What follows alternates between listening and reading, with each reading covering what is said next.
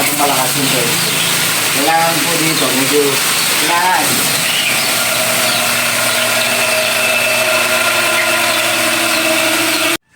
Good morning sa inyo mga kaagri. Nandito tayo ngayon na naman sa Pangasinan. Nandito tayo sa Villasis, Pangasinan.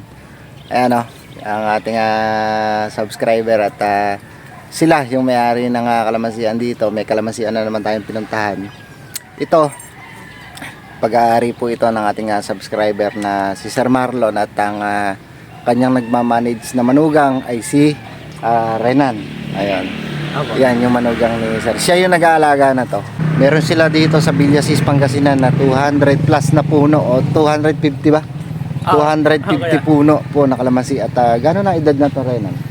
Magdadalawang taon o kaya 2 taon na din. Parang gano'n na. Ayun. Nasa gano'n edad na po yung kalamansian nila. At mapapansin nyo nga, lampas tao na. Maganda rin po yung pagkabulas ng kalamansian nila. Kumbaga sa ito, kasarapan po talagang pabungahin yung ganitong status. At nakikita ko naman, maganda naman po yung kalamansian nila. Mapapansin nyo, malago, maberde. At may mga bunga nga po nakasabit. Ito, meron silang pampasko dito. Malapit na rin pitasin ito. Pinakamatagal na po na to, mga 10 days pwede na. Pero meron po silang hindi pa po nila kabisado kung paano mag-alaga ng bunga, magpabunga mga kaagri. At yun, papaturo nga sila sa atin yung mga sikreto nga po ba talaga sa pagpapabunga at pag-aalaga ng bunga ng kalamansi. Kasi ito daw medyo nakukulangan sila sa bunga ng kalamansi nila. At yun nga, meron nagkakaroon po tayo ng medyo problema dito. At sabi nga ni Renan, meron daw pong mga nangingitim. At ito po ay gawa ng whitefly mga kaagri. Medyo marami whitefly dito. Ito kaagri, kung mapapansin nyo, may mga itim-itim dito yung dahon ng kalamansi nila. Maganda naman yung kalamansi nila, maganda yung dahon. Kaso lang may mga itim-itim. Yan po ay gawa po yan ng whitefly o yung mga tinatawag natin na kulapol, dapurak. Yan ang tawag dyan eh. May mga iba't ibang term yan ang tawag dyan sa amin sa Nueva Ecija. Yan o. Pero kung tutuusin, yan, hindi naman masyado nakaka-apekto sa kalamansi. Huwag mo lang pababayaan na ganyan, lalo na kung nagpapabulaklak ka. Hindi naman po basta-basta makaka-apekto. Huwag lang yung sobrang kapal na. Ganon mga kaagri. Mapapansin nyo, yan, may mga bunga naman. May mga malapit na pitasin yung iba. At may mga pitasin na rin. Kaso lang may mga ilan daw po yan. Tulad na to, medyo naninilaw yung balat. Pero hindi naman siya hinog. Ganon. Napapansin ko parang meron siyang may sakit sa balat ito, parang disease, scab ang may gawa siguro na to. Tapos syempre sa ngayon may mga init, lamig, ganyan. Isang dahilan din yan kung bakit nagkakaroon ng mga disease yung bunga ng kalamansi mga kaagri. Yan. Pero sa napapansin ko sa kalamansi nila, ganda naman yung kalamansi. Yun nga lang, punong-puno nga lang ng whitefly mga kaagri. Pero kayang-kayang puksain ito mga kaagri. Basta nasa tamang gamot lang. Ayan, yung mga pampuksa natin dyan, Lanate, Super Cartap, Top 1. Yan, yan ang mga pampuksa dyan. At ito, kailangan natin ng medyo matapang na dosage na ng gamot. Para, kasi kung baga, hindi na to yung prevention eh. Magkukure ka na dito. Dahil nga masyadong maano na yung dahon niya, madami na itim-itim. Ibig sabihin natake na to ng whitefly. Saka napapansin ko may mga ilan hanip na din dito, hinahanip na din kasi mga kaagri mapapansin nyo, sinisip-sip na yung mga dahon niya kaya medyo nakukulot na iba. Sasabayan na po ng disease yan. Ganon mga kaagri. Tapos may mga katabi sila dito, mga maisan dyan. Yan, medyo napabayaan daw ito ni Renan kasi nag-aaral pala siya sa TESDA. Tapos wala kasing ibang maiwan dito. Kaya ako lang talaga. Ay, ikaw lang talaga yung nag-aalaga ano. Kaya yun na anuhan doon ng whitefly. Kumbaga napasok. Dahil na pabayaan. Pero ano patubig nyo dito? Ginagamit nyo? Ano, deep well ba? O ano? Oo kuya, deep well. Deep well. Ano yung... Meron dito, tapos meron pa doon. Dalawa? Dalawa. Ayos. Pero mas madalas dito na lang galing sa may harap. Mga ka-agri, sila po ay yung nung bumili ko, kung natatandaan niyo yung vlog ko nung bumili kong power spray na bago, bumili din po sila doon sa binilang ko. Ayun. Yung mga binili ko, yun din ang binili nila mga ka-agri. Meiji na power spray at saka yung hose. Namin, oo. Tsaka yung hose, ano? Namin, tsaka yung hose. Yung pressure hose, binili nila, Meiji din. Yun, masasabi ko magandang klase. Yung ganon. Ano ang distance ng kalamansi nyo? Nasa, parang wala pa atang 3 meters to ah. Oo, wala ko yan. Wala ano, kaya Wala, medyo mga nasa ano lang. Mga 2.5 2.5 meters ano, kwadrado ano. Oo. Mapasin mo mga ka-agri, medyo malapit eh oh. 2 years old pa lang eh, medyo nag-aabot na iba. Maganda sa anay kalamansi, medyo masinsin lang. Pero ito ba ginulay nyo ba ito? Hindi na. Anong ginulay? Ginulay, ibig sabihin nagtanim kayo ng gulay sa gitna. Ay, dati, sitaw. Nagsitaw kayo ano. Tapos mukhang nag-i-spray ka na rin ng herbicide ano. Oo. Kailan lang din. Ayos. Yung renan, yung mga ganyan na ini-spray na herbicide, ano yan, pinagmumulan din ng hanip yan. Oo, kaya kailangan kapag nag-spray ka ng herbicide tulad ngayon, naninilaw na. Oo. Habang natutuyo yung ano na yan, may mga hanip na ano dyan, aatake. Kaya pinakamaganda pag mag-spray tayo ng mga panghanip. Yan, tulad ng Simbus yan. Kailangan yan. Siguro ito rin marami pa naman bunga. Mapapansin ko nasa 30% yung nakasabit na bunga mga ka-agri, kasama na yung malalaki maliliit eh. Ito hindi pa po pwedeng pamungahin ngayon ito. Kumbaga, kailangan mapitas muna din yung 30% na yan, kailangan 20% mawala. O 10% na lang yung matira, pwede ka magpabunga.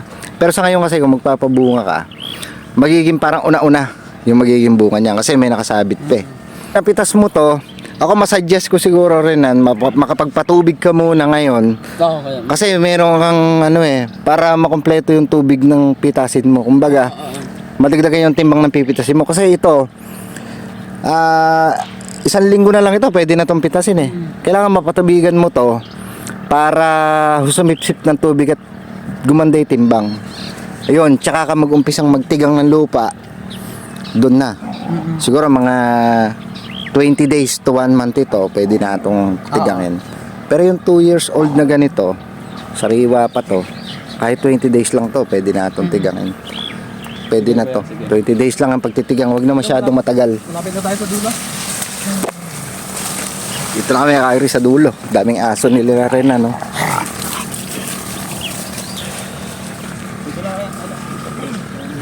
Gaganda ng mga dito, yung mga mais ng kapitbahay mo. Masinop yung bakod ng nila mga ka-agri Sinop. Pansin ko ito, sa 2 years old na pag-aalaga nila, maganda yung kalamansi mga ka-agri, matangkad na, mataas na. At mukhang nakakapag-proning din sila mga ka-agri kasi kumbaga yung ibabaw, mapapansin nyo, hindi naman una-una. May mga pangilan-ngilan lang na may mga nakausli. Yun. Kailangan doon rin pag poproningin yun, yung mga umuusli na yun. Para bumuka. Marami pa pong mga bagong itlog. Ayan sa ilalim. Kailangan dyan mapuksa. Yan, kabibili lang nila ng power spray, hindi pa nagagamit. At mababasalan na ni Renan yan dito. Okay, break in natin.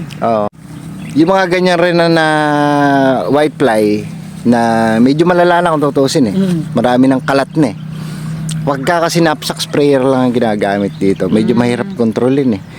Kailangan dyan medyo paligo na ang pag-spray mo para talaga mapuksa na ng gusto.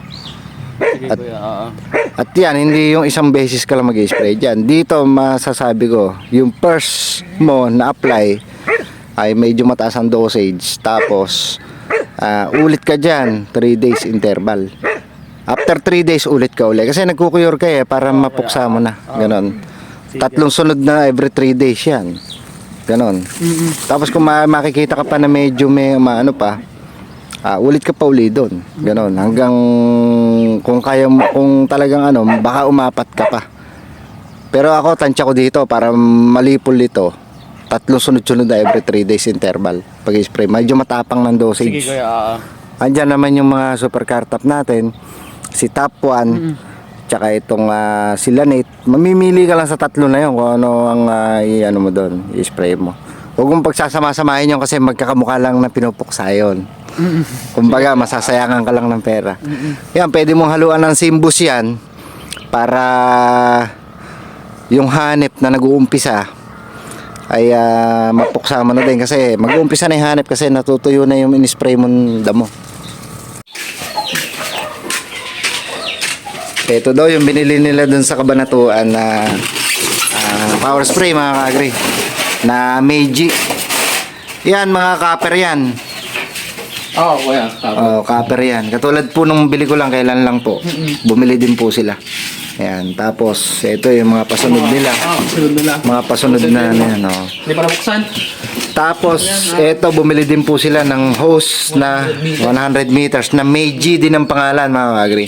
Ito yung nire-recommenda ko na bilhin. Hindi naman ito yung pinaka-original, pero kumbaga, pangalawa sa original to. Matibay na po ito mga ka-agri. Yung binili nila na yan. At medyo maliit lang na may kalamansian nila. Sakto 100 meters dyan mga ka-agri. Sa kalamansian nila. Ito mga ka-agri, ang sabong malakas yun po. Kailangan po dito, medyo kailangan.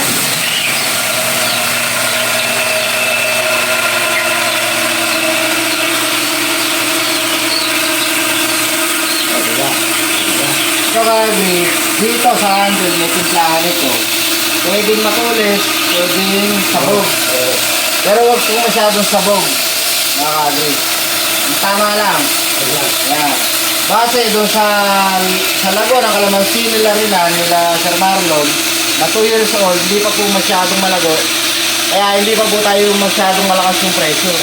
Ito lang mga ka-agri. Tapos may gauge po dito yan. Dito, mga ka-agri. Ito kung makikita po ninyo, nakatapat lang po siya sa 30. 30 lang po. Kasi, hindi naman po masyadong malagupa yung kalamansi nila. Kaya ito, ganito lang. Yan lang ang buga. Malakas na po ito, mga ka-agri. Depende po yung lakas ng buga dun sa lago ng kalamansi, mga ka-agri. Tulad po na to. Ayan, ito rin lang, kasarapan na to. Yung ganito. Malakas na to. Oh.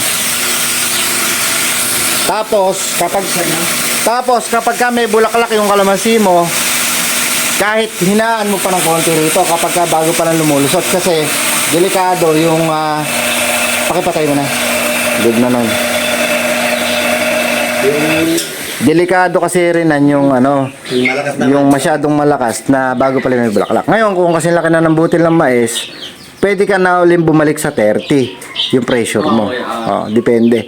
Pero ito, depende pa rin ito kapag ka na ikabit mo yung 100 meters na hose na yon dito, kung ito pa rin yung lakas niya sa timplada ko ngayon, mag-a-adjust ka na lang dito sa pressure gauge na to. Ito yon. Pagka ganon, pagka clockwise, ang pihit, lumalakas yung pressure. Pagka counterclockwise, ang pihit, humihina. Ganon. Basta wag kang pupunta sa pula. Wag mong papupuntahin sa pula yung kulay itim na gauge doon, yung pinaka niya. Kasi pag pumunta sa pula, kumbaga, warning na yon. Masyadong malakas na. Oo. Wag nang ganon. Kasi una-una, bago yung power spray mo, kahit mahinang pressure yan, malakas pa yan. Bago pa lahat kasi yung pyesa. Ganon. Sa ngayon, ala ka naman bulaklak, yung timplada ko kanina na 30, yung pressure, pwede yun. Ala naman bagong bulaklak, kumbaga bunga na yun eh. Ganon, 30. Tapos, syempre, depende na lang yung mahina. Kasi maiiba yan kapag ikinabit mo yung mahabang hose. Kung yung pa rin ang hila niya, kung yung pa rin ang buga niya. Mag-a-adjust ka doon at saka dito. Yan, may adjustan dito yan sa handle. Oo, ito.